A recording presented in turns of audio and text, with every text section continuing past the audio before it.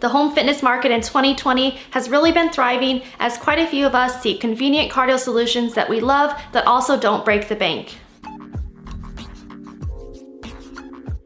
I know on my channel I have been predominantly talking about indoor cycling bikes as their footprint tends to be quite small, on average of 4 feet by 2 feet, and they can be purchased for as little as $150 on Amazon.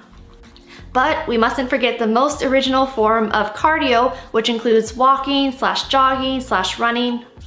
In the past, most treadmills tended to be quite pricey, bulky, loud, and obtrusive if you don't have the luxury of a separate workout room, which, let's be honest, how many of us have a separate workout room? So if you're looking for an affordable, compact, relatively lightweight treadmill that can be stored underneath a bed or a couch when not in use, please keep watching. Today's video will be broken down into the following topic areas.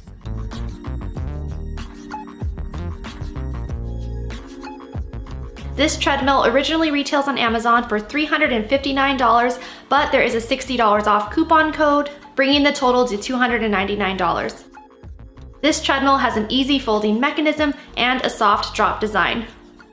When folded, its dimensions are 55.2 inches by 27.8 inches by 5.1 inches in height. So, for example, if you're planning to store it underneath a couch or a bed, you just have to make sure the clearance from the floor to the top of the bed is at least 5.1 inches. This treadmill weighs 75 pounds. It has a 2.5 peak horsepower motor, providing speeds from 1 to 12 kilometers per hour. It also supports weight up to 260 pounds.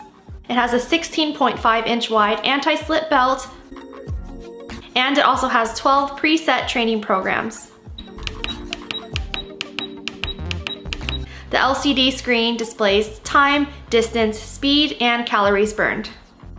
It also includes 6 non-slip mat pieces for the leveling feet. This treadmill was first available on Amazon on September 7th, 2020, and is currently ranked as number 26 in Treadmills. So now I'm going to talk a little bit about my experience with this treadmill. The first thing to note is you must have the magnetic safety strip in place or else the treadmill won't turn on. Initially, when I set my treadmill up, I figured I wouldn't need the magnetic safety strip because usually I don't plug those onto my clothes anyways when I'm jogging. But as I mentioned before, the treadmill won't run until it's in place. The next point might be kind of obvious, but there are no incline functions on this treadmill, but I found that you can still break a decent sweat with a jog.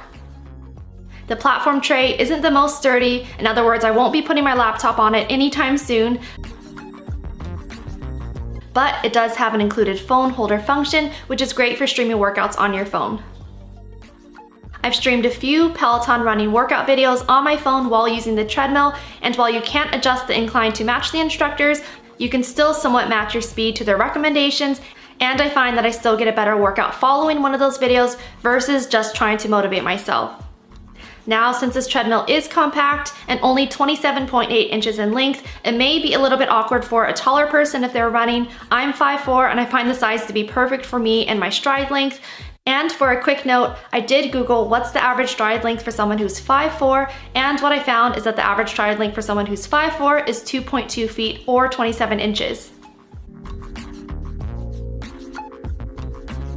So I just finished my first workout using this treadmill. It arrived in the mail yesterday and we set it up, and I wanted to test it out today. This is my first time testing it out. I did a quick 20-minute workout and did a total of 2 miles. I just used the Peloton app on my phone. The class I took was with Andy Spear, and I just set my phone right here on this little ledge. At first I was a bit skeptical on how it would hold up when running on it, and luckily it was fine. Of course it doesn't have any sort of incline, but it's fine if you want just like a flat, easy road. And one thing I like is that the Peloton app also syncs to my Apple Watch, so it is able to track those workouts and those runs on it.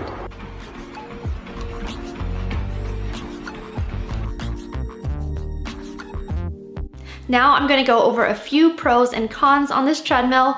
The first pro I have is that the price seems quite affordable for a cardio machine that suits a variety of fitness levels.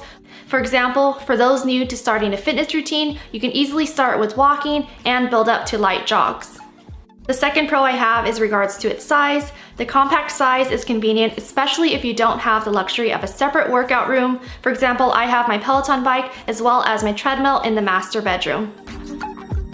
The next pro I have is that this treadmill is relatively quiet. It's not as silent as a Peloton, for example, but it's not as loud as, say, a rowing machine. Another pro I have is that this treadmill can be tucked away when not in use, or if you kind of fall off the bandwagon of your workout routine, which, let's be real, and based on my personal experience, some of us are not as consistent on our workout routines as we intend to be. So one pro to that is that you can just tuck it away and it won't sit out and guilt trip you every time you walk by it or become an infamous clothes hanger. The last pro I have is that this treadmill is light enough for 2 people to move it together. There are 2 wheels on the front end, so say if you're just moving it from one room to the next, you can easily just tilt it over and maneuver it. Also, since my treadmill is on the 2nd story of my home, it wasn't too much of a hassle to bring it up the stairs with 2 people carrying either end. Just think if you were trying to maneuver one of those commercial treadmills that you see at the gym, that would be a whole nother story. Now I'm gonna go over a few cons for this treadmill. The first con I have is that if this treadmill is going to be part of your daily fitness routine, you may want to invest in something that's a little bit more heavy duty or something that has an incline function. I intend to wait until Peloton releases their new treadmill model with an estimated release date sometime in 2021. The next con is that the tray table isn't the most sturdy, so say if you're really breaking a sweat and want something to heavily lean on, or if you forget that it isn't the most sturdy, you don't want it to bend and snap forward. And the last con I have is that the safety strap feels quite flimsy, but it does do the job. And as I mentioned before, the magnetic strip does need to be matched onto the treadmill in order for it to turn on. So anyways, that should do it for today's video. I hope you enjoyed it. Comment down below, what are your thoughts on this treadmill? Do you think it's a great, affordable, compact option, or would you prefer to invest in something that's a little bit more heavy duty, or something that does have an included screen?